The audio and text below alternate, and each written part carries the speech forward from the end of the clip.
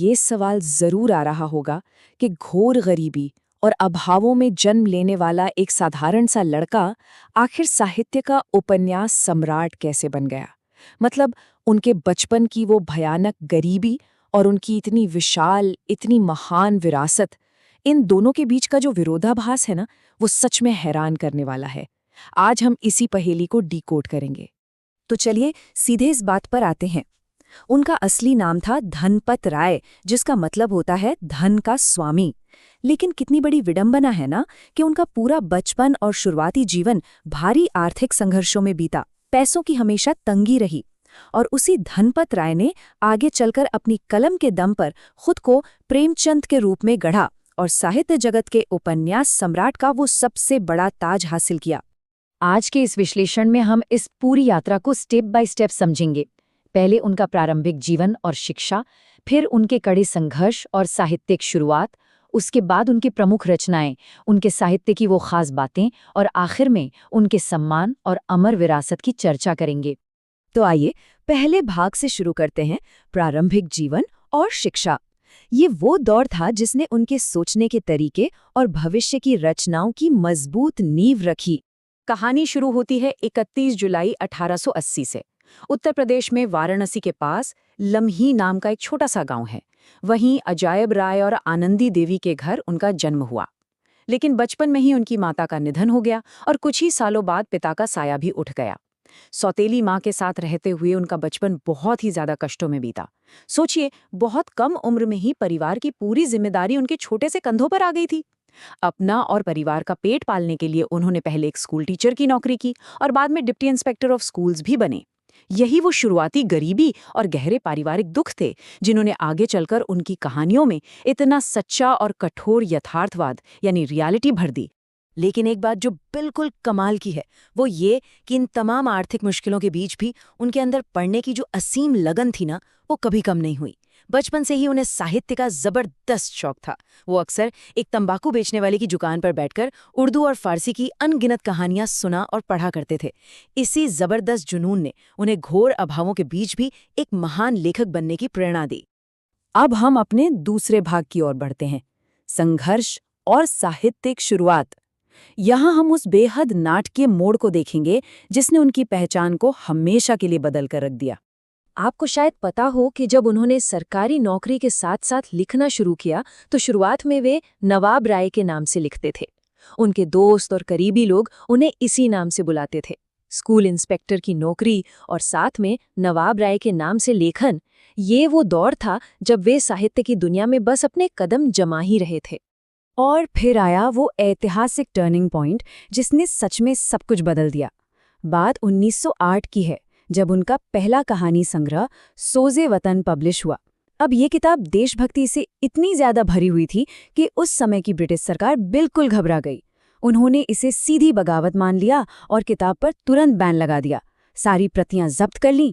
चूंकि प्रेमचंद सरकारी नौकरी में थे, इसलिए ब्रिटिश हुकूमत के इस सख्त कदम के कारण उन्हें नवाब राय का नाम हमेशा के लिए छोड़ना पड़ा। और दोस्तों, यहीं से जन्म हुआ उस नए नाम का जिसे आज पूरी दुनिया जानती है, प्रेमचंद। इस बड़ी घटना के बाद ना उनका नजरिया पूरी तरह से बदल गया। उन्होंने जासूसी या जादुई फैंटेसी वाली कहानियां लिखना एकदम बंद कर दिया। उनका बड़ा स्पष्ट मानना था कि साहित्य सिर्फ हमारा और आपका मनोरंजन करने के लिए नहीं है, बल्कि ये समाज सुधार और लोगों को जगाने का एक बहुत ही पावरफुल टूल है। उन्होंने साहित्य को आम इंसान के दर्द और भारतीय समाज की असली सच्चाइयों का एक जीवंत दस्तावेज बना दिया।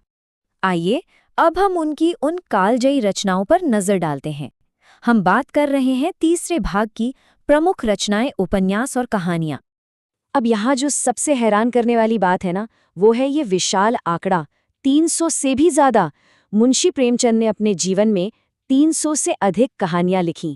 बाद में ये सारी कहानियां मानसरोवर के 8 अलग अलग भागों में संकलित की गईं। ये नंबर अपने आप में दिखाता है कि उनकी रचनात्मक ऊर्जा कितनी असीमित थी। उनकी कुछ सबसे मशहूर और आइकॉनिक कहानियों की बात करें तो इनमें शामिल हैं कफन, पूस की रात, ईदगाह, पंच परमेश्वर, बड़े घर की बेटी, दो बैलों की कथा और नमक का दारोगा। इन कहानियों में आप देखेंगे कि उन्होंने एक ईमानदार नमक इंस्पेक्टर से लेकर हाड़ कंपा देने वाली कड़ाके की ठंड में ठिठुरते हुए एक गरीब किसान तक के किरदारों को इतनी सजीवता से गढ़ा है कि वो सीधे हमारे दिलों में उतर जाते हैं। और बात सिर्फ कहानियों पर खत्म नहीं होती।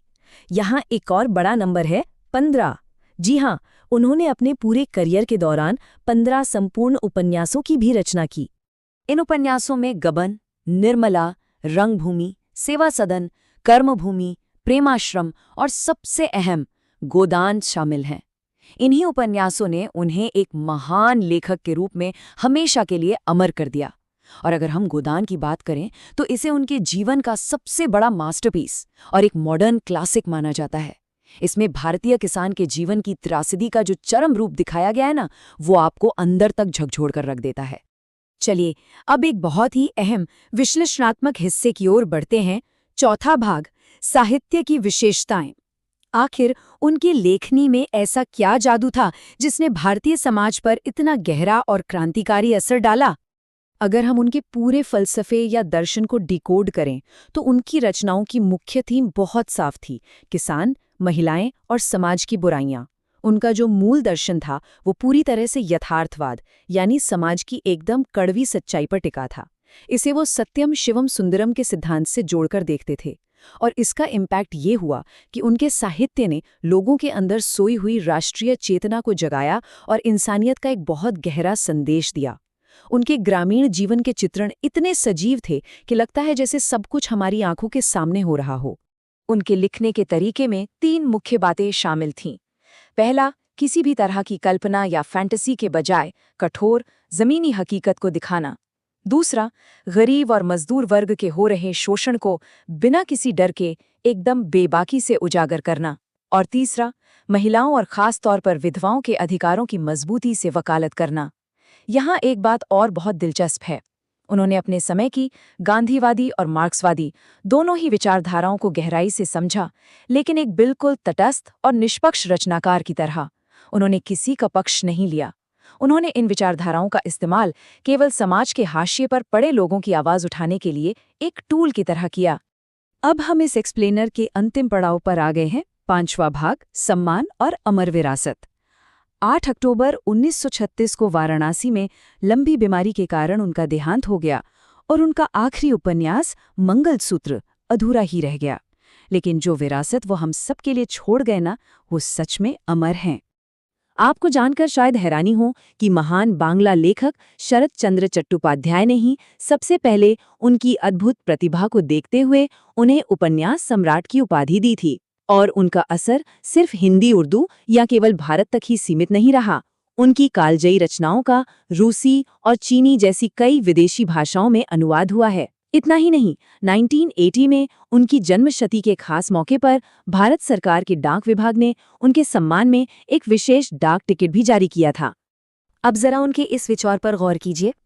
गरीबों के ऊपर शारीरिक बंधन नहीं है, बल्कि वे मानसिक रूप से बंधन के जाल में जकड़े हुए हैं। यदि वे ये स्वीकार कर लें कि उन्हें कोई दबा नहीं सकता, तो वो मुक्त हो जाएंगे। और ये बात बहुत ही शानदार तरीके से दर्शाती है कि शोषित वर्ग की मानसिकता की उन्हें कितनी गहरी, कितनी सटीक और मनोवैज्ञानिक समझ थी। वे सिर्फ एक कहानीकार नहीं थे, बल्कि समाज के एक बहुत बड़े मनोवैज्ञानिक भी थे। और अंत में हम आज का ये एक्सप्लेनर इस एक विचारोत्तेजक सवाल के साथ समाप्त करते हैं। क्या मुंशी प्रेमचंद के 1930 के दशक का वो ग्रामीण भारत, क्या वो शोषण, वो मानसिक बंधन और वे सारे सामाजिक मुद्दे, क्या वो आज भी हमारे मौजूदा समाज की वास्तविकताओं